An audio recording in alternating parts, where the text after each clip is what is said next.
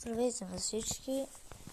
Днес ще ви покажа как да инсталирате да играете на Nintendo NDIS. Най-добрият NDIS е ето това. Значи това е най-доброто. Добре, и да инсталирате си го. Чакайте.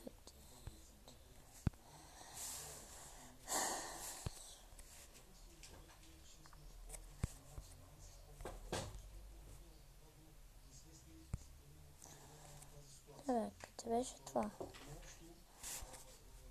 Толкова. И да.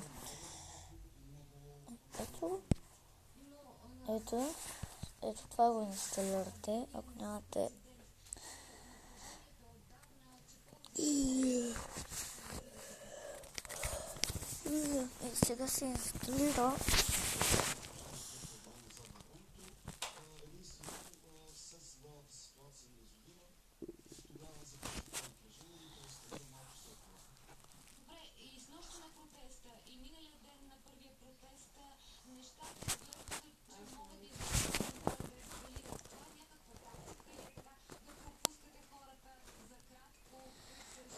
Не мога да го спра.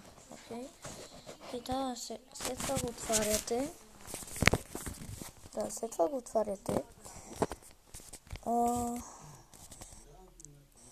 Така. Yes. И така.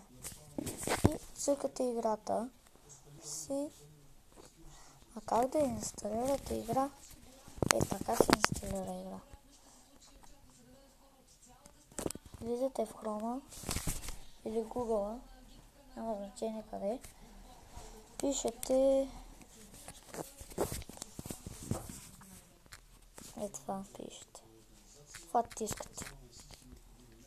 И Rooms, това пишете NDIS, Room и каквито искате. Има много различни. И да, каквито искате. Да, има и GTA.